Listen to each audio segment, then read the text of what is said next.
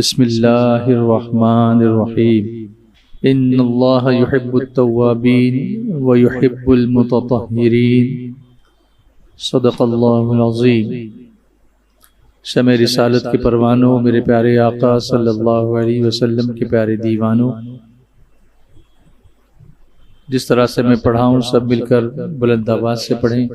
الصلاۃ والسلام علیک یا رسول اللہ، الصلاۃ والسلام علیک یا حبیب اللہ،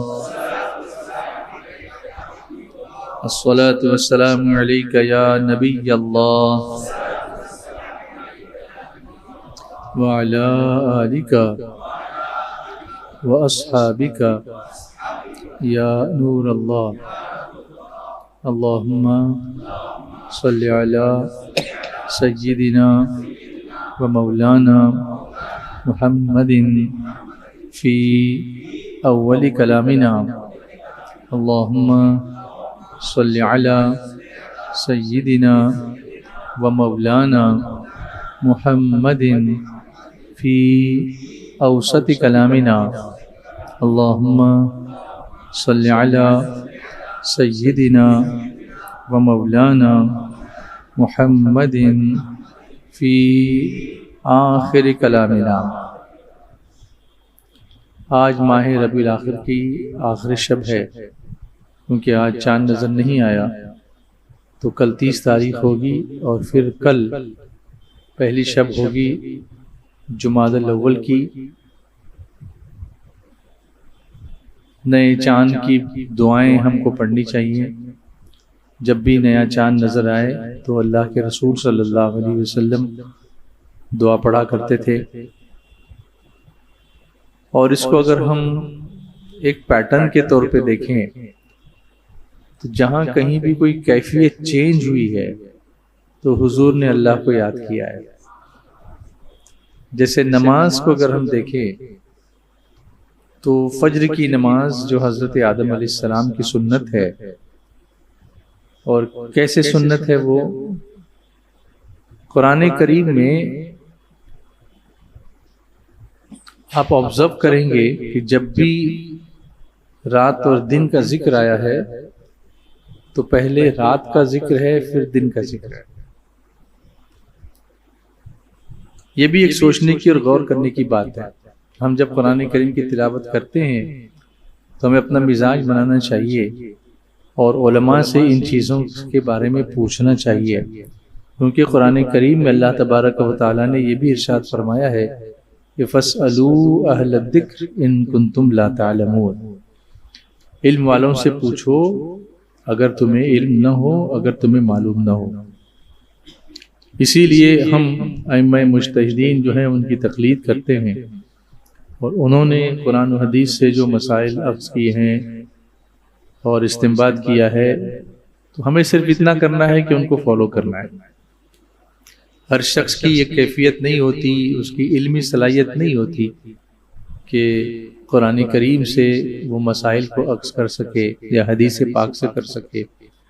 اس کو یوں سمجھاؤں میں دنیاوی مثال سے کہ میڈیسن کی کتابیں بازار میں کہیں بھی مل جائیں گی، آپ کو انٹرنیٹ پہ مل جائیں گی، PDF مل جائے گی، لیکن کیا ہر کوئی شخص میڈیسن کی کتاب پڑھ کر علاج کر سکتا ہے؟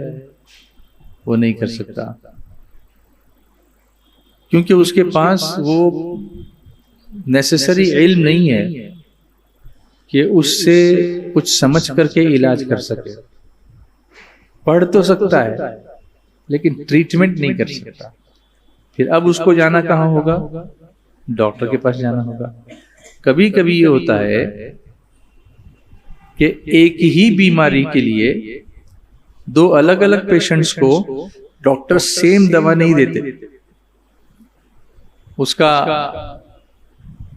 سارا رپورٹ دیکھنے کے بعد اگر کوئی آدمی اوبیز ہو، موٹا ہو، تو اس کو جو دوا دی جاتی ہے وہ الگ ہوتی ہے۔ کوئی بندہ دبلا ہو تو اس کو جو دوا دی جاتی ہے وہ الگ ہوتی ہے۔ کسی کو ایسیڈیٹی کی شکایت زیادہ ہو تو اس کو جو دوا دی جاتی ہے وہ الگ ہوتی ہے۔ کبھی کبھی کسی کو کسی پرٹیکولر اینٹی بایوٹک کے ریئیکشن کی وجہ سے پیٹ میں گڑبڑ ہو جاتی ہے تو ڈاکٹر اس کو سٹاپ کر کے کوئی دوسری اینٹی بایوٹک پرسکرائب کرتا ہے کہ اس سے اس کو تکلیف نہیں ہوگی.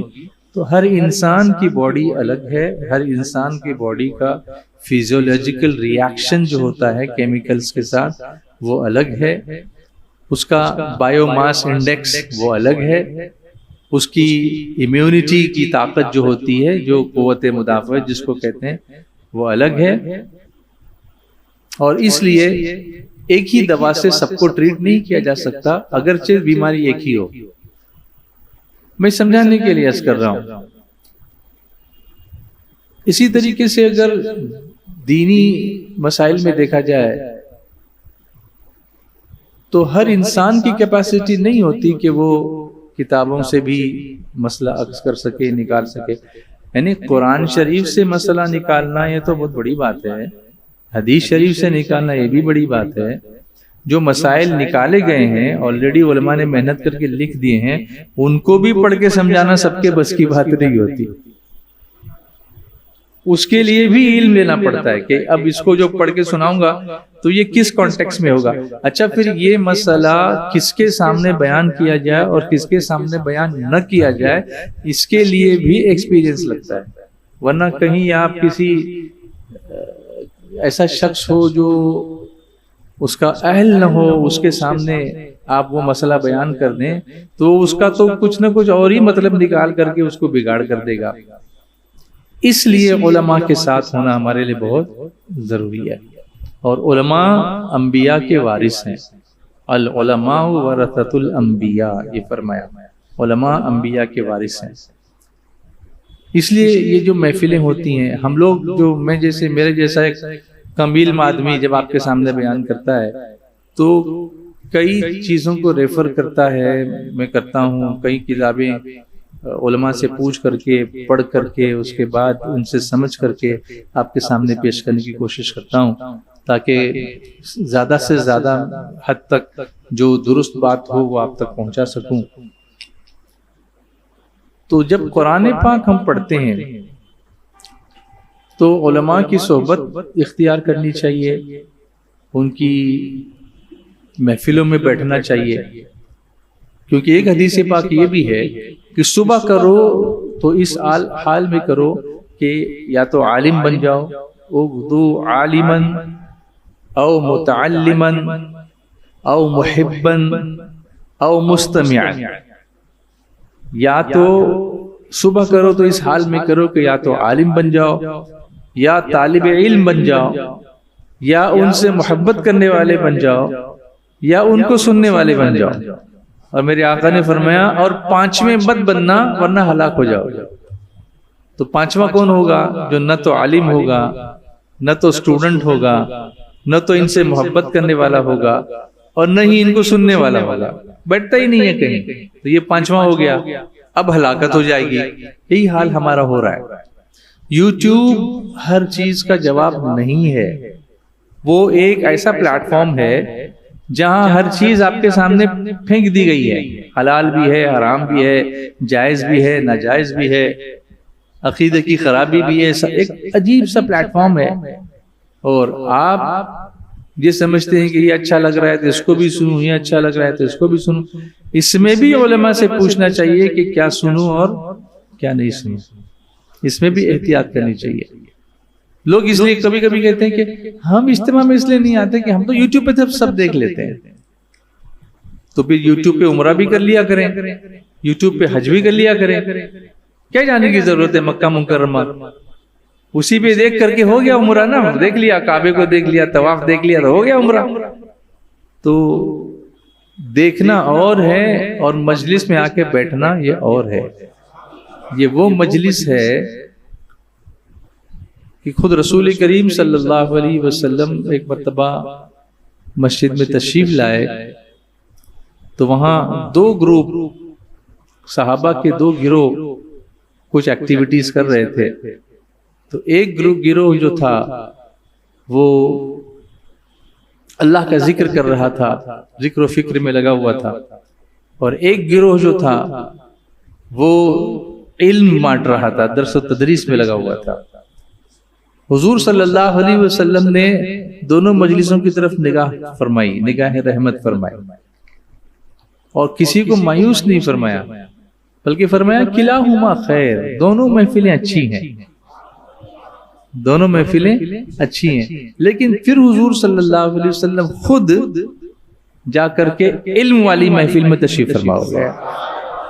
حضور کو ڈھونڈنا ہو تو علم والی محفل میں ڈھونڈو، وہ تشریف لائیں تو ان کا کرم ہے، وہ تشریف لائیں تو ان کا کرم ہے۔ یہ گھر تھا کہاں ان کے آنے کے قابل، نہ کوئی عمل ہے سنانے کے قابل، نہ منہ ہے تمہارے دکھانے کے قابل، کرم ہی کا صدقہ ہے ورنہ یہ عاصی، کہاں تھا مدینے میں آنے کے قابل، شفاعت کے صدقے میں جنت ملے گی، عمل ہیں جہنم میں جانے کے قابل، لگاتے ہیں اس کو بھی سینے سے آقا جو ہوتا نہیں منہ لگانے کے قابل، لگاتے ہیں اس کو بھی سینے سے آقا جو ہوتا نہیں منہ لگانے کے قابل، کرم نے رکھی لاج سجدوں کی مرزا، کرم نے رکھی لاج سجدوں کی مرزا، یہ سر تھا کہاں آستانے کے قابل، کرم نے رکھی لاج سجدوں کی مرزا، یہ سر تھا کہاں آستانے کے قابل، نہ کوئی عمل ہے سنانے کے قابل، نہ منہ ہے تمہارے دکھانے کے قابل۔ تو میں عرض کر رہا تھا کہ ایک پیٹرن آپ دیکھیں گے قرآن کریم میں کہ جہاں کہیں بھی رات اور دن کا ذکر آیا ہے تو پہلے رات کا ذکر آیا، اس کے بعد دن کا ذکر آیا۔ جیسے اللہ تعالیٰ قرآن پاک میں فرماتا ہے وَجَعَلْنَا اللَّيْلَ لِبَاسًا وَجَعَلْنَا النَّهَارَ مَعَاشًا، لیل عربی میں کہتے ہیں رات کو، نہار کہتے ہیں دن کو۔ رات تمہارے لیے لباس بنائی، آرام کے لیے بنائی، دن تمہارے لیے کام کے لیے بنایا۔ معاملہ یہ ہو گیا کہ ہم لوگ رات بھر جاگتے رہتے ہیں اور دن بھر سوتے رہتے ہیں، تو اب نہ آرام ٹھیک سے ہوتا ہے نہ کام ٹھیک سے ہوتا ہے، پیٹرن ہی پورا چینج ہو گیا، باڈی کلاک ہمارا بدل گیا۔ اللہ نے ہمارے باڈی کو جو زمین میں ہونے والی جو چیزیں ہیں اس کے ساتھ مربوط کر دیا، اس کا رابطہ کر دیا ہے، تو ہماری باڈی میں بھی ایک کلاک ہے۔ جیسے ہمارے ہاتھ میں ہم گھڑی باندھتے ہیں نا، ایسے ہماری باڈی میں بھی پورا سسٹم بنا ہوا ہے، اور اگر اس سسٹم پر اگر ہم غور کریں تو کوئی ایسا نہیں ہوگا بندہ جو اللہ کی وحدانیت کا اقرار نہ کرے۔ اسی لیے اللہ نے قرآن پاک میں فرمایا ہے وَفِي أَنفُسِكُمْ أَفَلَا تُبْصِرُونَ، کہ میری قدرت دیکھنی ہو، میری قدرت کے جلوے دیکھنے ہو تو خود اپنے اندر دیکھو، تم کو سوچتا نہیں، تم کو نظر نہیں آتا کہ میری قدرت کے جلوے نظر آ رہے ہیں۔ بہت سارے ایسے گلینڈز ہیں جو وقت کے حساب سے ہماری باڈی میں سیکریٹ ہوتے ہیں۔ اس میں ایک گلینڈ ایسا ہے جو جب اندھیرا ہوتا ہے تو نکلتا ہے، وہ باڈی میں سیکریٹ ہوتا ہے، وہ نکلتا ہے، اور اس کا کام کیا ہے؟ کینسر سے بچانا، اور وہ اندھیرے میں ہی ہوگا۔ اب اگر آپ رات بھر اجالے میں رہو گے تو باڈی کو وہ ماحول ہی نہیں ملتا کہ وہ گلینڈ جو ہے وہ کام کرے، وہ ہارمون جو ہے وہ کام کرے۔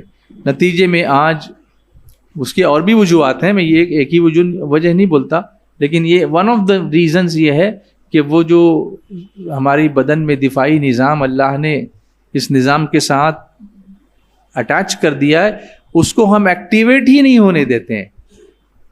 ہم ساری رات جاگ رہے ہیں اجالا، اسی لیے اللہ نے چاند کو نائٹ لیمپ بنا کے لگایا۔ اس کو بھی قرآن میں اللہ نے ذکر فرمایا، اس کو بھی قرآن پاک میں اللہ نے ذکر فرمایا۔ دن سورج کی وجہ سے جو روشن ہوتا ہے، تو سورج کے لیے جو روشنی ہے اس کا ذکر قرآن میں الگ انداز سے ہے، چاند کی جو روشنی ہے اس کا ذکر قرآن میں الگ انداز سے ہے۔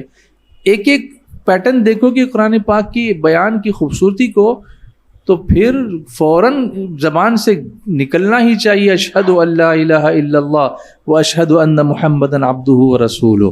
کوئی بندہ ادھر کا ادھر نہیں ہوگا۔ پہلے رات کا ذکر آیا، اس کے بعد دن کا ذکر آیا. وجہ حضرت آدم علیہ السلام جنت میں پیدا ہوئے. جنت میں رات نہیں ہے, جنت میں رات نہیں ہے, وہاں روشنی ہی روشنی ہے. وہاں کی زندگی الگ ہے. وہاں کی زندگی کیسی ہے تو اس کو بھی قرآن نے اس کا نقشہ کئی جگہوں پر کھینچا. اس میں سے ایک وَلَكُمْ فِيهَا مَا تَشْتَهِي أَنفُسُكُمْ وَلَكُمْ فِيهَا مَا تَدَّعُونَ نُزُلًا مِّن غَفُورٍ رَحِيمٍ. وہاں جس چیز کی آپ خواہش کرو گے وہ چیز وہاں حاضر ہو جائے گی. اس کے لیے آپ کو دوڑنا بھاگنا نہیں پڑے گا, نہ آرڈر دینا پڑے گا. آپ چاہو گے انگور کھانا ہے تو انگور کا خوشہ تمہارے سامنے آ جائے گا.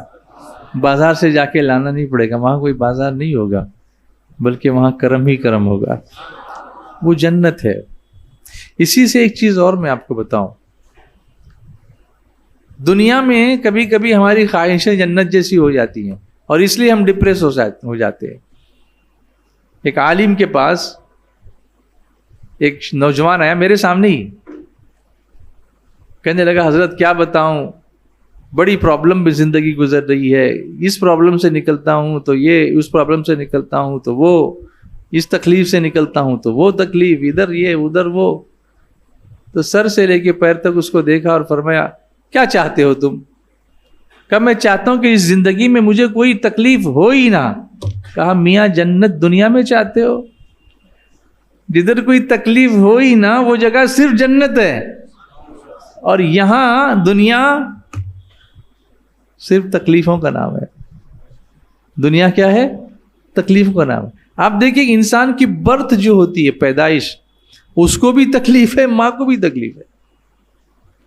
9 مہینہ وہ اپنی ماں کے پیٹ میں رہتا ہے, اس کو بھی تکلیف ہے, ماں کو بھی تکلیف ہے.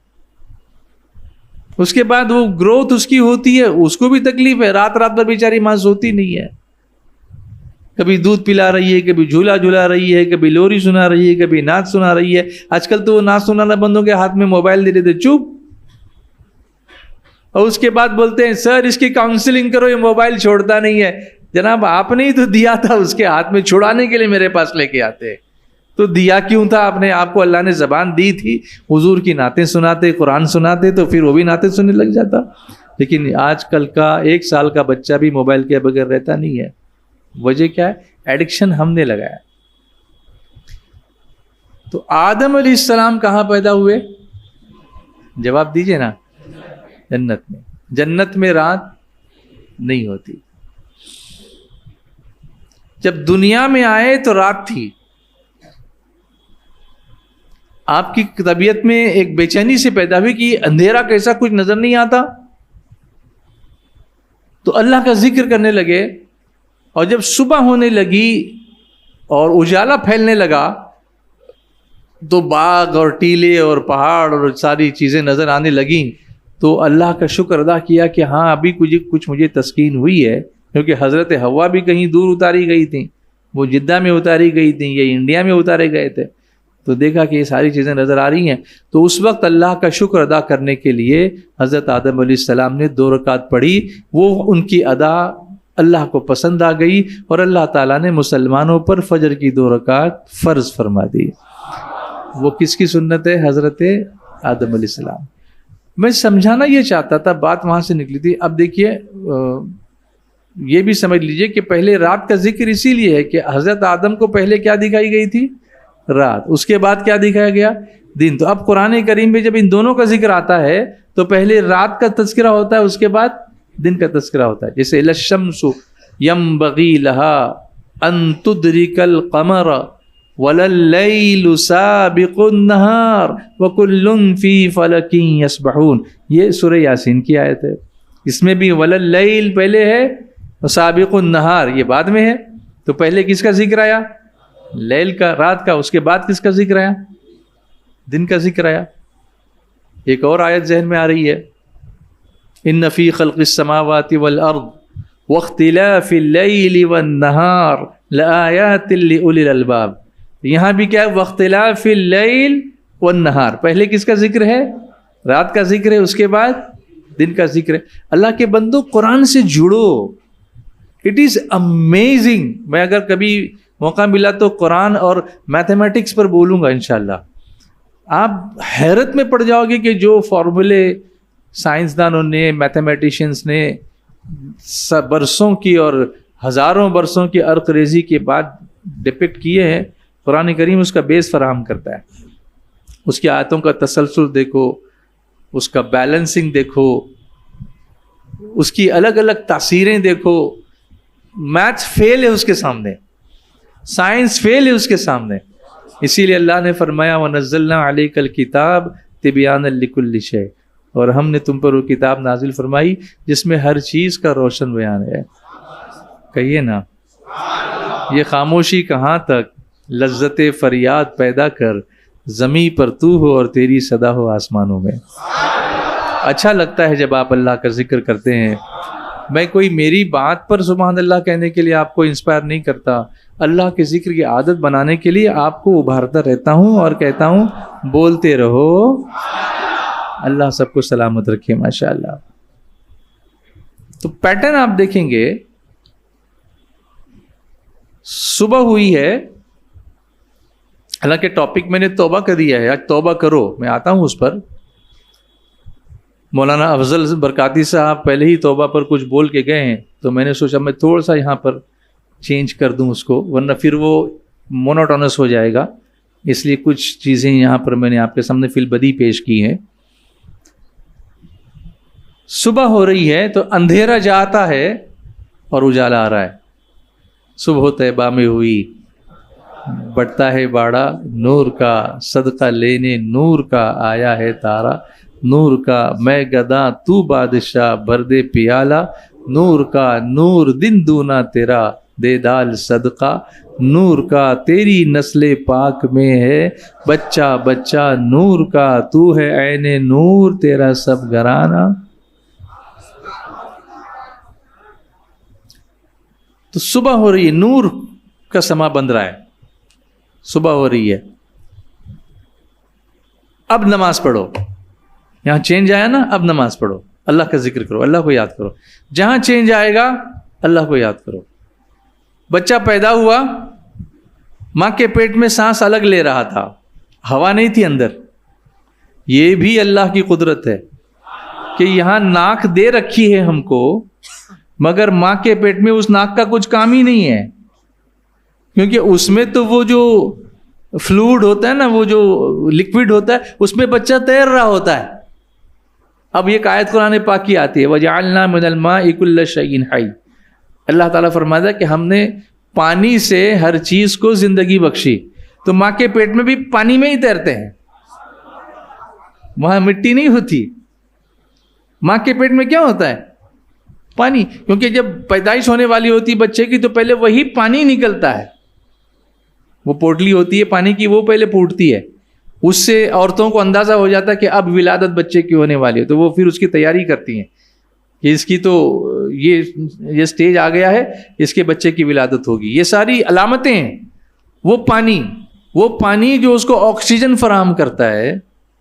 اب آپ دیکھو، مچھلی ہوا میں نہیں سانس لے سکتی، اور انسان پانی میں نہیں سانس لے سکتا، کیونکہ انسان کو پھے پھڑے ہیں اور مچھلی کو گل پھڑے ہیں. دونوں پھڑے ہی ہیں، لیکن یہاں پھے پھڑے ہیں اور وہاں گل پھڑے ہیں. کیسا اللہ نے اس کو کریٹ کیا ہے، اس پر بھی آپ غور کریں. اچھا، کام دونوں کا سیم ہے، دونوں کا کام ہے ٹو absorb دی آکسیجن. دونوں کا کام کیا ہے؟ To absorb the oxygen, oxygen کو جذب کرنا، یہ دونوں کا کام ہے. لیکن لنگز جو ہیں یہ ہوا کی آکسیجن جذب کرنے کے لیے بنائے گئے ہیں، اور گلس جو ہیں گل پھڑے وہ پانی کی آکسیجن کو جذب کرنے کے لیے بنائے گئے. اگر مچھلی کے گلس نکال کے انسان کو لگائیں گے تو وہ سانس نہیں لے پائے گا، اور انسان کے پھیپھڑے نکال کے مچھلی کو لگائیں گے وہ سانس نہیں لے پائے گی. لیکن ایک مچھلی ایسی بھی ہے جو پانی میں رہتی ہے لیکن اوپر آ کے ہوا میں سانس لیتی ہے. بولیے نا. ارے اللہ نے یہ دکھا دیا کہ یہاں تم کو ادھر محتاج بنایا، وہاں اس کو ادھر محتاج بنایا، لیکن میں محتاج نہیں ہوں، میں اس کو پانی میں رکھ کے بھی ہوا کی سانس دے سکتا ہوں. بولیے نا، محبت سے بولے ذرا. تو جب آپ پڑھیں تو اللہ کی قدرت پہ غور کریں، اپنے آپ کو جوڑیں اس سے، تھنک کریں اس پر. افلا یتدبرون القرآن، قرآن میں تدبر کیوں نہیں کرتے؟ افلا تعقلون، تم عقل سے کام کیوں نہیں لیتے؟ یہ سارے چیلنجز ہیں ہمارے سامنے. اس لیے ضروری ہے نوجوانوں کہ اپنے آپ کو ایجوکیٹ کرو، پڑھو، بہتر سے بہتر دنیاوی علم بھی حاصل کرو، مگر علماء کی صحبت اختیار کرو. پھر علماء تم کو بتائیں گے کہ اس کا راز کیا ہے، وہ تم کو قرآن سے جوڑیں گے. جاہل رہو گے تو نہ ادھر کے رہو گے نہ ادھر کے رہو گے. وہ کسی نے کہا نہ خدا ہی ملا نہ وصال صنم، نہ ادھر کے رہے نہ ادھر کے رہے، تم کہیں کے نہیں ہو. میں مایوسی کی باتیں نہیں کرتا، اسی لیے ہم نے ٹیم SDI امید بنائی ہے. اس کا چینل بھی یوٹیوب پر ہے، اس کو سبسکرائب کیجئے. SDI UMMED، اس کو سبسکرائب کریں. ہماری ٹیم پوری گائیڈنس کے لیے لگی ہوئی ہمارے اسٹوڈنٹس کے ساتھ. ہم آپ کو کریئر سلیکشن بھی بتاتے ہیں، ہم آپ کو اسٹڈی ٹیکنیکس بھی بتاتے ہیں، ہم آپ کو میموری ٹیکنیکس بھی بتاتے ہیں، ہم آپ کو اپنے آپ کو ریفلیکٹ کیسے کرنا وہ بھی بتاتے ہیں، ہم آپ کو ڈپریشن کا علاج بھی بتاتے ہیں، ہم آپ کو سبجیکٹ کا چوائس بھی بتا سکتے ہیں، ہم آپ کو کورسز کا چوائس بھی بتا سکتے ہیں، ہم آپ کو ایگزام پریپریشن میں اگر ایگزام بالکل قریب ہو تب پریپریشن کیسے کرنا وہ بھی بتا سکتے ہیں، ہم آپ کو اینول پلاننگ بھی بتا سکتے ہیں، ہم آپ کو بائی اینول پلاننگ بھی بتا سکتے ہیں، ہم آپ کو ابراڈ جانے کے کیا طریقے ہوتے ہیں وہ بھی بتا سکتے ہیں، ہم آپ کو اسکالرشپس کے طریقے بھی بتا سکتے ہیں. یعنی سنی دعوت اسلامی یہ کام بھی کر رہی ہے الحمدللہ. تو عرض یہ کر رہا تھا کہ وہ بچہ جو ماں کے پیٹ میں پانی میں سانس لے رہا ہے، جیسے ہی وہ ماں کے پیٹ سے نکلتا ہے اب اس کے پھیپھڑوں میں ہوا بھرتی ہے اور وہ روتا ہے. اس کے ایفیکٹ کی وجہ سے وہ روتا ہے. اس کی دینی وجوہات اور بھی ہیں، میں اس کو لمٹ نہیں کر رہا ہوں، لیکن جو اس کا فیزیولوجیکل چینج ہو رہا ہے اس کو آپ کے سامنے رکھنے کی کوشش کر رہا ہوں کہ وہ روتا ہے. نہیں روتا تو وہ دائی ہوتی ہے اس کو مارتی ہے، بچے کو تھپ تھپ تھپ تھپ تھپڑ لگاتی ہے اس کو کہ یہ رویا کیوں نہیں، کیونکہ وہ اس کا رونا اس کے زندہ ہونے کی علامت ہوتا ہے. بولیے نا کہ یہ رویا تو مطلب کیا ہے، یہ زندہ ہے. نہیں رویا تو کیوں نہیں رویا؟ اب یہاں چینج ہوا. جیسے ہی یہ چینج ہوا اب اس کے پھیپڑے میں سانس بھری، اب وہی پھیپڑے جو ماں کے پیٹ میں ڈورمنٹ بیٹھے ہوئے تھے خاموش، وہ کام کرنے لگتے ہیں، ہوا لینے لگتے ہیں. اندر ہوا نہیں لے رہے تھے، اللہ نے روک رکھا تھا، اس ہوا میں آ گئے. اب اللہ کا حکم ہے چلو سانس شروع کرو، یہ پمپنگ شروع ہو جاتی ہے. یہ کس کی قدرت ہے؟ علماء بننے والے بچے بھی یہاں پر بیٹھے ہیں، اساتذہ بھی ہیں، طلبہ بھی ہیں. یہ بھی اس پر غور کریں کہ ہمیں اس پر بھی پڑھاتے وقت اور پڑھتے وقت تھوڑا سا دھیان دینا چاہیے کہ یہ کیا میکینزم ہے اللہ کی قدرت کا. وفی انفسکم افلا تبصرون، اور خود تمہارے اپنے اندر، اپنے وجود کے اندر تمہیں سوچتا نہیں، تمہیں نظر نہیں آتا. اب چونکہ اس کی حالت چینج ہوئی، اس میں ایک چیز اور میں آپ کو بتاؤں، ماں کے پیٹ میں سب سے پہلی جو صلاحیت بچے میں ڈیولپ ہوتی ہے وہ سننے کی ہے. اور اسی لیے قرآن کریم میں جب ان چیزوں کا ذکر آئے گا تو پہلے سمع آئے گا، پھر بصر آئے گا. آنکھیں اندر بند ہوتی ہیں، ماں کے پیٹ میں آنکھیں کھلی نہیں ہوتی. کیا کھلے ہوتے ہیں؟ کان. تو ایفیکٹ آوازوں کا پڑتا ہے. اس لیے ماں کے پیٹ میں بھی جو آوازیں بچے کو پہنچنی چاہیے وہ قرآن کی پہنچنی چاہیے، اللہ کے ذکر کی پہنچنی چاہیے. وہ میوزک کی پہنچیں گی تو پھر وہی ڈیولپ ہو کے آئے گا، کیونکہ وہی ریکارڈنگ وہاں شروع ہو جاتی ہے پہلے سے ہی. تو پہلے کان کا ذکر ہوا، سماعت کا ذکر ہوتا ہے، پھر بصارت کا ذکر ہوتا ہے، پھر باقی چیزوں کا ذکر ہوتا ہے. یہ پیٹرن بھی بتا رہا ہے کہ بنانے والا بہتر جانتا ہے کہ پہلے کیا فنکشن کرتا ہے، اور اسی ترتیب سے قرآن میں ذکر کیا اس کو، اسی ترتیب سے. کیا بیوٹی ہے قرآن پاک کی. مت چھوڑو قرآن پاک کی تلاوت کو. آج سے اپنا اس کو وتیرہ بنا لو کہ بس قرآن پڑھوں گا. بولو انشاءاللہ نہیں آتا ہے تو سیکھوں گا، اس کے لیے ہمارے مکاتب بھی ہیں، اسلامیات کے سینٹرز بھی ہیں. بڑی عمر کے ہو گئے ہو، گھبراؤ نہیں، ہم آپ کے لیے تیار ہیں. آپ اپنے مبلغین سے، اپنے علاقے سے رابطہ کرو، ہم لوگ پڑھا رہے ہیں، بڑے لوگوں کو بھی پڑھا رہے ہیں، بالغ تعلیم بالغان کا بھی انتظام ہے، پڑھا رہے ہیں، بوڑھے پڑھ رہے ہیں. پڑھو، مت لڑو، پڑھو. بس لڑنے میں لگے ہو، پڑھنے میں نہیں، تو پڑھو. اب یہ عرض کر رہا ہوں کہ وہ کنڈیشن چینج ہوئی. ماں کے پیٹ سے آیا، پانی سے کہاں آیا؟ ہوا میں. بولیے نا، پانی سے کہاں آیا؟ ہوا میں. اب وہ کان کھلے جو اندر پیک انوائرمنٹ میں تھے، اب کھلے. اب سے جیسے ہی وہ کان کھلتے ہیں تو حکم ہے کہ اب اذان دو، اقامت سناؤ اس کو. سبحان اللہ. تو یہاں اللہ کا ذکر کرو، یعنی جہاں حالت ہماری چینج ہوئی وہاں اللہ کا ذکر ہے. جہاں حالت چینج ہوئی وہاں اللہ کا ذکر ہے. اسی لیے اندھیرے سے اجالے میں آئے، فجر میں اللہ کا ذکر ہے. وہ کیا ہے؟ نماز. نماز بھی ذکر ہے نا. وَأَقِمِ الصَّلَاةَ لِذِكْرِي، اللہ نے فرمایا، اور نماز قائم کرو میری یاد کے لیے، میرے ذکر کے لیے. تو جہاں چینج ہوا اب اللہ کو یاد کرو. اب دن آگے بڑھا اور سورج سفر طے کرتے کرتے بالکل پیک پر پہنچا. اب یہاں سے ڈھلا، یہ چینج ہوا.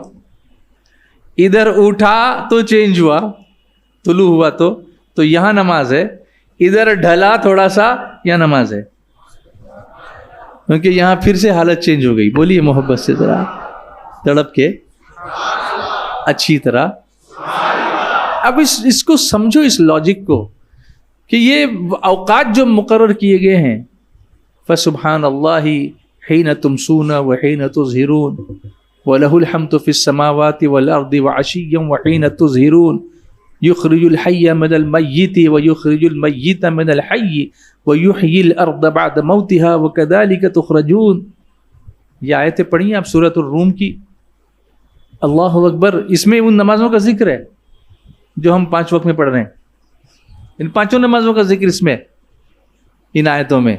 اور ان آیتوں کی تلاوت کی فضیلت یہ ہے کہ جو شخص ان آیتوں کو صبح کے وقت پڑھ لے تو شام تک اگر کوئی عمل اس سے مس ہو جائے گا، اللہ اس کا بدلہ اس کو عطا فرما دے گا. اگر وہ رات کو پڑھے تو رات میں کوئی عمل اس سے چھوٹ جائے گا، اللہ اس کی بھرپائی ان کلمات کے ذریعے، ان آیتوں کے ذریعے سے فرما دے گا. یہ 3 آیتیں یاد کر لو، نقصان تلافی ہو جائے گی. کتنی چیزیں اللہ نے آسان کر دی ہیں. ان الدین یسرن، فرمایا بے شک دین آسان ہے. ہم نے کمپلیکیٹ کر کے رکھا ہے اس کو. کمپلیکیٹ مت کرو اس کو، بلکہ لوگوں کے ساتھ حضور صلی اللہ علیہ وسلم نے یہ فرمایا بے یسروا ولا تعسروا ولا تنفروا. آسانیاں پیدا کرو، لوگوں کے لیے دشواریاں مت پیدا کرو، لوگوں کو متنفر مت کرو. اچھے انداز میں سمجھاؤ کہ لوگ عمل کی طرف راغب ہوں. اس کو ایسا نہیں چلتا، ویسا نہیں چلتا. With in the boundaries of شریعت جو چلتا ہے وہ کرنا چاہیے. ہاں، جہاں شریعت کا کوئی حکم ٹوٹتا ہو تو پھر اس کی اجازت نہیں ہوگی، لیکن اس کے اندر آپ کر سکتے ہیں، کوئی پرابلم نہیں. تو یہاں جیسے دن ڈھلا تو اب ظہر پڑھی آپ. اس کے بعد جب عصر کا وقت آیا تو اب وہ زوال کی طرف گیا، بس سفر اس کا. تو وہاں پھر ایک چینج آیا، دھوپ تھوڑی کم ہوئی، تھوڑی ٹھنڈک آئی. اب پھر اٹھ کے کھڑے رہو، اللہ کا ذکر کرو. آپ کی حالت کب چینج ہوگی؟ یا میں آپ کو کھڑا کروں تو اللہ کا ذکر کرو گے؟ ایسے نہیں. بولیے. پھر اب غروب ہوا، اب غروب ہوا، یعنی پھر اندھیرا آیا. اب پھر اللہ کو یاد کرو. مولا صبح تو رات رخصت ہوئی تھی اور دن آیا تھا تو تجھے یاد کیا تھا، اب دن رخصت ہوا اور رات آئی ہے تو تجھ کو یاد کرتا ہوں کہ میری رات بھی نورانی بنا دے جیسے تو نے میرا دن نورانی بنا دیا. سبحان اللہ. مغرب پڑی اور اس کے بعد اب ہماری حالت چینج ہونے والی ہے. ہم جاگنے سے سونے کی طرف جا رہے ہیں. یہ بھی ایک چینج ہے، یہ بھی ایک طرح کا چینج ہے. تو اب فرمایا اب پہلے عشاء پڑھ اور بے فکر ہو جا, تو نے عشاء پڑھ لی, میں تیرے ساتھ ہوں. سبحان اللہ, کہیے نا تڑپ کے.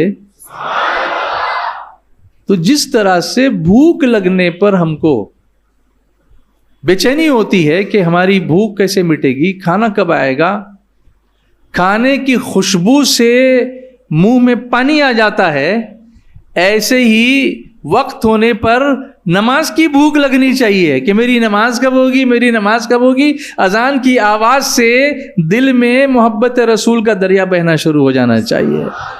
یہ کیفیت جب آئے گی تب ہم کہیں گے کہ ہم دین سے اچھی طرح سے وابستہ ہو گئے. تو یہ تمام چینجز آپ دیکھیے, حضور صلی اللہ علیہ وسلم صبح اٹھتے ہیں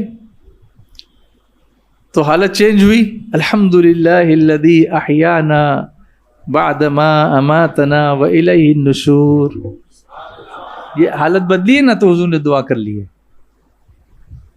رات ہوئی, سونے کے لیے جا رہے ہیں, اللہم باسمک اموت واحیا, کیونکہ حالت چینج ہو رہی ہے. حضور آپ اتر رہے ہیں نیچے بلندی سے, حالت چینج ہو رہی ہے. سبحان اللہ سبحان اللہ سبحان اللہ. کتنے زینے ہم اترتے ہیں لیکن سبحان اللہ بھول جاتے ہیں. ہم اوپر بلندی کی طرف جا رہے ہیں, اللہ اکبر بولیے, اللہ اکبر اللہ اکبر اللہ اکبر, کیونکہ حالت چینج ہو رہی ہے ہماری.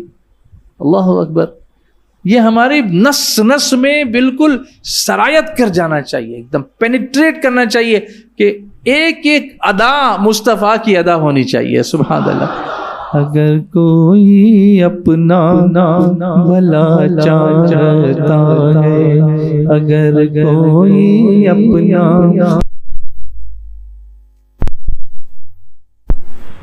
اگر کوئی اپنا بھلا چاہتا ہے, اگر کوئی اپنا بھلا چاہتا ہے, اسے چاہے جس کو خدا چاہتا ہے, اسے چاہے جس کو خدا چاہتا ہے. اگر کوئی اپنا, اگر کوئی اپنا بھلا چاہتا ہے, اسے چاہے جس کو خدا چاہتا ہے, اسے چاہے جس کو خدا چاہتا ہے. آج کچھ پرانی یاد تازہ کر رہا ہوں, یہ تقریباً 30-32 سال پہلے پڑھی ہوئی اور سنی ہوئی نعتیں میری.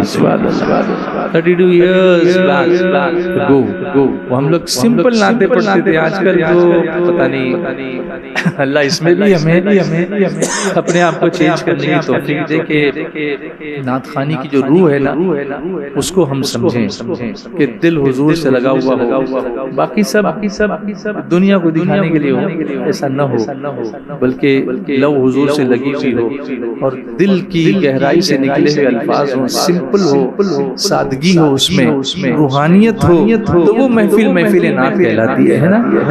اگر کوئی اپنا بھلا چاہتا ہے, اگر کوئی اپنا بھلا چاہتا ہے, اگر کوئی اپنا بھلا چاہتا ہے, اگر کوئی اپنا بھلا چاہتا ہے, اسے چاہے جس کو,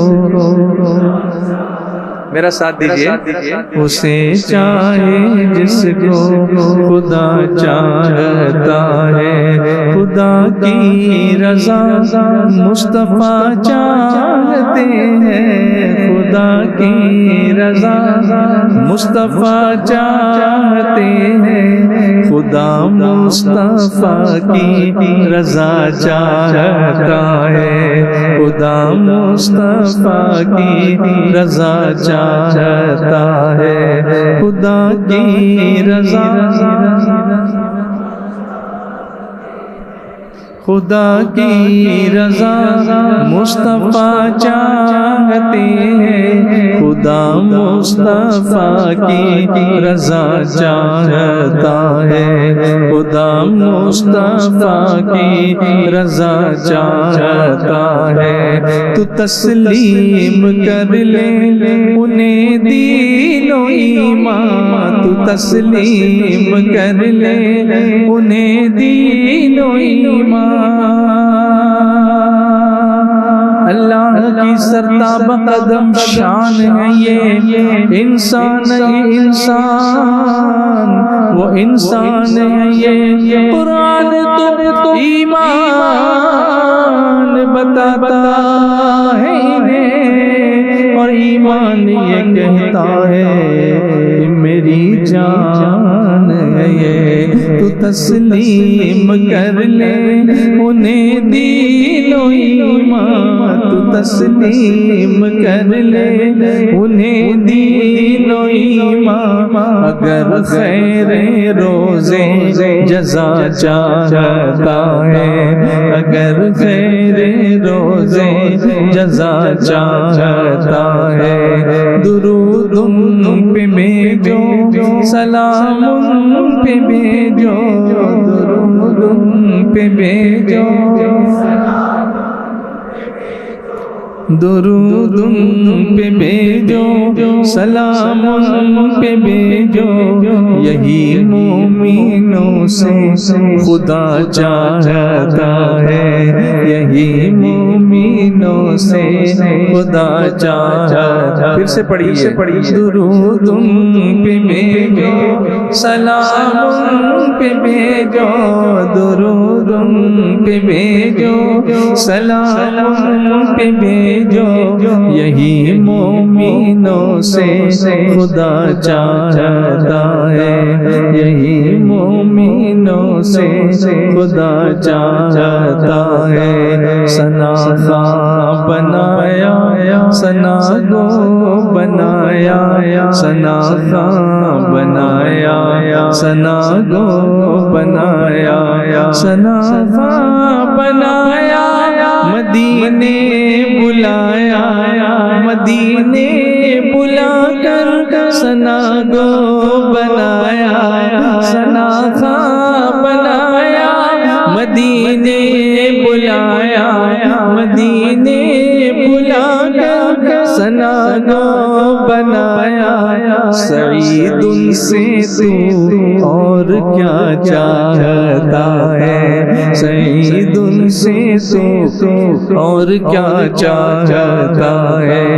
اگر کوئی اپنا بھلا چاہتا ہے، اسے چاہے جس کو خدا چاہتا ہے۔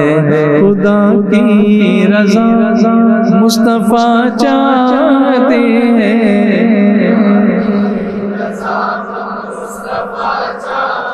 بلند آواز سے پڑھیے، خدا کی رضا مصطفیٰ چاہتے ہیں، خدا مصطفیٰ کی رضا چاہتا ہے، خدا مصطفیٰ کی رضا چاہتا ہے۔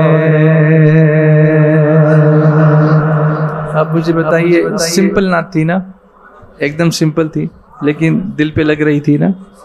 اس طرح کا انداز اختیار کیجئے۔ جو بچے یہاں پر نعت سنتے ہیں، پڑھتے ہیں، وہ جو کچھ ہو رہا ہے نا، اس کو تھوڑا کنٹرول کیجئے۔ اگر اس کو ابھی کنٹرول نہیں کیا گیا تو پتہ نہیں اس کو کس چیز میں اور کنورٹ ہو جائے گا، اور پھر آگے وہ انکنٹرولیبل نہیں ہو جائے کہیں۔ چھوٹے چھوٹے بچے بھی دیکھتے ہیں کسی کو، پھر وہی کرنے لگ جاتے ہیں۔ میں ان کی نیتوں پر ڈاؤٹ نہیں کرتا، لیکن نیت کے ساتھ ساتھ ہم کیا کرتے ہیں اور اس کا اثر دوسروں پر آگے کیا ہو سکتا ہے، اس کا بھی خیال کرنا بہت ضروری ہے۔ ادب ہو، احترام ہو، سمپلسٹی ہو، اخلاص ہو، نیت اچھی ہو، پرواہ نہ ہو کہ 10 آدمی بیٹھے ہیں کہ 1 لاکھ کا مجمع بیٹھا ہے، کوئی پرواہ نہیں ہے۔ مجھے ایک بات یاد آتی ہے، ابتدائی دنوں میں سنی دعوت اسلامی کے اسی مرکز پر اجتماع میں ایک وقت ایسا بھی میں نے دیکھا تھا کہ میں نے لٹرلی یہاں 15 آدمی دیکھے تھے جو مرکز پہ موجود تھے اجتماع میں, ہفتہ واری اجتماع میں. کتنے؟ 15 آدمی. میری آنکھ سے آنسو آ گئے تھے. میں نے سوچا کہ اب یہ اگلے ہفتے تو پتہ نہیں کتنے لوگ آتے ہیں, یہ کام کیسے چلے گا. تو اللہ الحاج عثمان بھائی کو جزائے خیر دے. میں نے ان سے کہا کہ عثمان بھائی حالات اچھے نہیں لگ رہے ہیں, لوگ آتے نہیں ہیں, صرف 15 ہی آدمی ہیں, کیسے ہوگا؟ عثمان بھائی نے کہا کہ رضوان بھائی یہ 15 آئے ہیں نا, یہ بھی غنیمت ہے. اگر اگلے ہفتے یہ 15 نہیں آئے نا تو عثمان تمہارے سامنے اکیلا بیٹھے گا, تم ان کو نعت سناؤ گے انشاءاللہ. اور اس کے اگلے ہفتے اگر عثمان بھی نہیں آئے گا نا تب بھی تم نعت پڑھنا, میرے مصطفیٰ سنتے ہیں. بس وہ دن تھا. اور اس کے بعد سے میں نے کبھی کاؤنٹنگ نہیں کی کہ کتنے لوگ آئے. ہاں انسپائر کرتا ہوں کہ آؤ, لیکن گھبراتا نہیں ہوں کہ نہیں ہے تو کیا ہے, کوئی بات نہیں. کبھی کبھی ایک آدمی کے ساتھ دین کی دعوت پیش کرنا یہ بھی حضور کی سنت ہے, اور لاکھوں کے مجمع میں پیش کرنا یہ بھی حضور کی سنت ہے. تو اس سے ہم کو فرق نہیں پڑنا چاہیے کہ ہم کتنے لوگوں کے سامنے بول رہے ہیں. کبھی کبھی لوگ یہ کہہ کے ٹاپک پہ ہی نہیں آتے ہیں کہ ابھی یار 2 آدمی بیٹھے, ان کو کیا ٹاپک سنا.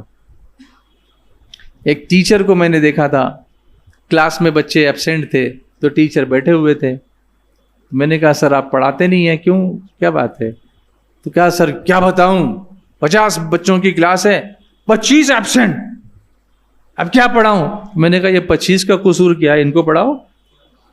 یہ 25 جو آئے ہیں تو نہ آنے والوں کی سزا آپ آنے والوں کو کیوں دے رہے ہیں؟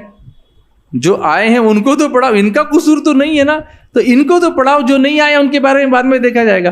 تو کبھی کبھی ہم لوگ یہ سوچتے ہیں کہ پبلک نہیں آئی, 10 ہی آدمی, تو 10 آئے ہیں ان کو تو پڑھاؤ. ان 10 کو ٹھیک سے پڑھاؤ گے تو وہ 100 کو لے کے آ جائیں گے انشاءاللہ. اور ان کو نہیں پڑھاؤ گے تو یہ بعد میں کہیں گے یہاں تو کچھ ہوتا ہی نہیں, جا کے کیا فائدہ. تو یہ جو تھنکنگ ہے نا, سوچ بدلو زندگی بدلو. بس ٹاپک کو تھوڑا سا ٹچ کروں. ان اللہ یحب التوابین, بے شک اللہ بہت توبہ کرنے والوں سے محبت فرماتا ہے. یعنی توبہ کرنے والا بندہ وہ ہے جس سے اللہ محبت فرماتا ہے. اس لیے ہمیں توبہ کرنی چاہیے. اس لیے ہم ہر ہفتے یہاں ذکر سے پہلے استغفار پڑھاتے ہیں. استغفر اللہ, استغفر اللہ, استغفر اللہ ربی من کل ذنب واتوب الیہ. یہی ہے استغفار. اس کو بھی ہم سمجھتے نہیں ہیں کیونکہ عربی میں ہے تو پتہ نہیں ہوتا کہ کیا پڑھ رہے ہیں. تو یہ اللہ کی بارگاہ میں رجوع کرتے ہیں, اپنے گناہوں سے توبہ کرتے ہیں کہ ہم سے گناہ ہو گیا مولا تو معاف فرما دے. تو یہاں آنے کی یہ ایک برکت تو یہ بھی ہے کہ ہماری زبان سے یہ تو نکلتا ہے کہ اللہ معاف کر دے. یہ ایسے باہر گھومیں گے تو کہاں نکلے گا, لیکن اس مجلس کی برکت سے ہماری زبان سے یہ نکل جاتا ہے. تو یہ کوئی معمولی رتبہ تو نہیں ہے نا, کتنی اونچی شان ہے. اللہ کا پیارا بن جانا یہ کوئی معمولی رتبہ تو نہیں ہے. ان اللہ یحب التوابین, بے شک اللہ توبہ کرنے والوں سے محبت فرماتا ہے. ایک واقعہ بتاتا ہوں اور فنش کرتا ہوں. توبہ کرنے کی برکت کیا ہوتی ہے. ایک بڑا مشہور نام ہے اولیاء کرام کی فہرست میں, حضرت فضیل بن عیاض رحمۃ اللہ تعالی علیہ. بہت مشہور نام ہے, بہت بڑے اللہ کے ولی ہیں. مگر ولایت ملنے سے پہلے آپ ڈاکو تھے, لٹیرے تھے, لوگوں کو لوٹتے تھے. جب آپ نے توبہ کر لی, یہاں سمجھانا اس لیے چاہتا ہوں کہ یہ ڈاکو بھی توبہ کرے تو اللہ کا ولی بن جاتا ہے. وہ غوث پاک کی بارگاہ میں چور آیا تھا اور آپ نے اس کو قطب بنا دیا تھا. سبحان اللہ, بولو نا محبت سے. اس لیے اللہ والوں کے قریب ہونا چاہیے, اچھی صحبت اختیار کرنی چاہیے. آپ نے توبہ کر لی. اب توبہ کرنے کے بعد جن کے جانی مالی حقوق ان پر آتے تھے تو وہ سوچا انہوں نے کہ بھائی اس کی تو بھرپائی کر دوں, کسی کا مال لیا ہے تو میں واپس کر دوں. یہ کرتے کرتے ان کا سارا مال ختم ہو گیا, کیونکہ ڈاکو تو لوٹتا ہے نا. تو انہوں نے ڈھونڈ ڈھونڈ کے سب کو لے آ کے واپس کیا, پھر کچھ بچا نہیں. تو ایک غیر مسلم بھی اس میں شامل تھا, اس لسٹ میں, جس کا حق انہوں نے مارا تھا. اس کے پاس گئے, اس سے کہنے لگے کہ مجھے معاف کر دو, میں نے تمہارا مال چھینا تھا. اس نے کہا کہ حضرت میں نے یہ قسم کھائی ہے کہ جب تک تم میرا مال واپس نہیں کرو گے میں تم کو معاف نہیں کروں گا. ایسے معاف نہیں کروں گا, تم میرا مال دو تو معاف کروں گا. کہا میرے پاس تو کوئی مال نہیں ہے. کہا ٹھیک ہے میں تمہاری مدد کرتا ہوں, میں تمہاری مدد کرتا ہوں. میرے گھر میں وہ روم ہے, وہ کمرہ ہے, اس میں جاؤ, وہاں ایک تھیلی رکھی ہوئی ہے, اس میں کچھ مال رکھا ہوا ہے, وہ لاؤ اور اپنے ہاتھ سے مجھ کو دے دو, میں وہی لے لوں گا اور تم کو معاف کر دوں گا. اب حضرت گئے وہاں پر, وہ تھیلی لے کر کے آئے اور اس کو دے دی. تھیلی کھول کے جیسے ہی دیکھا چیخ ماری اس نے اور کہا حضرت کلمہ پڑھا دو. کیا کہا اس نے؟ کلمہ پڑھا دو. آپ نے کلمہ پڑھا دیا, کیونکہ جب بھی کوئی مسلمان ہونا چاہے تو اس کو دیر نہیں کرنی چاہیے کلمہ پڑھانے میں, تو فوراً کلمہ پڑھا دیا, داخل اسلام ہو گیا. پھر آپ نے پوچھا کہ یہ تھیلی دیکھ کر, یہ مال دیکھ کر اچانک آپ کو کیا ہو گیا کہ آپ نے چیخ ماری اور کلمہ پڑھنے کی خواہش آپ کے اندر پیدا ہوئی؟ تو اس نے کہا کہ میں نے یہ سنا تھا کہ جب کوئی بندہ اللہ کی بارگاہ میں توبہ کرتا ہے, کوئی مسلمان یا کوئی اللہ کا بندہ جو ہے وہ اللہ تبارک و تعالیٰ کی بارگاہ میں سچی توبہ کر لیتا ہے تو اسے یہ مقام ملتا ہے کہ وہ اگر مٹی کو بھی ہاتھ لگا دے تو وہ سونا بن جاتی ہے. میں نے اس تھیلی میں مٹی بھر کے رکھی تھی, جب آپ نے مجھے لا کر دی میں نے کھول کے دیکھا تو وہ سونا بن گیا تھا. سبحان اللہ. تو مجھے اللہ کی وحدانیت پر یقین ہو گیا اور اسلام کی حقانیت پر یقین ہو گیا, اس لیے میں نے آپ سے کہا کہ مجھے کلمہ پڑھا دیجیے. یہ ہے سچی توبہ کی برکت. یہ ایک واقعہ فاروق اعظم کے زمانے کا بھی ہے. ایک شخص شراب کی بوتل ہاتھ میں لیے ہوئے جا رہا تھا چھپا کے, فاروق اعظم نے پکڑ لیا راستے میں, کہا اس میں کیا ہے؟ اب یہ گھبرا گیا کہ فاروق اعظم پکڑیں گے تو بہت پڑے گی مجھ کو, تو دل ہی دل میں اللہ سے کہنے لگا مولا آج میری لاج رکھ لے, آئندہ سے نہیں پیوں گا لیکن فاروق اعظم کے سامنے میری لاج رکھ لے بس. اس نے دل میں توبہ کی, سچی توبہ کی, اور جب پھر ڈانٹ کے پوچھا اس میں کیا ہے, کہا حضرت اس میں دودھ ہے. کہا دکھاؤ. اب جب نکال کے دکھایا تو وہ شراب دودھ بن گیا. بولیے نا محبت سے سبحان اللہ. یہ ہے سچی توبہ کی برکت. تو عصیاں سے کبھی ہم نے کنارہ نہ کیا, پر تو نے دل آزردہ ہمارا نہ کیا. ہم نے تو جہنم کی بہت کی تجویز لیکن تیری رحمت نے گوارا نہ کیا. اللہ ہمیں سچی توبہ توبۃ نصوحہ نصیب فرمائے اور روزانہ توبہ کرتے رہنے کی توفیق عطا فرمائے. اس لیے کہ اللہ نے یہ فرمایا توبوا الی اللہ جمیعا ایھا المؤمنون لعلکم تفلحون. تم سب کے سب اللہ کی بارگاہ میں توبہ کرو. تو یہ توبہ کرنا صرف گناہ کرنے کے بعد ہی نہیں ہے, گناہ نہیں بھی ہوا ہو تب بھی توبہ کرنی چاہیے, کیونکہ خود حضور صلی اللہ علیہ وسلم روزانہ 100 مرتبہ اللہ کی بارگاہ میں استغفار کیا کرتے تھے. تو حضور تو معصوم ہے, سید المعصومین ہے, پھر بھی توبہ کرتے تھے. تو ہمیں بھی روزانہ توبہ کرنی چاہیے. اللہ ہمیں توبہ کرنے کی توفیق عطا فرمائے. السلام علیکم ورحمۃ اللہ وبرکاتہ.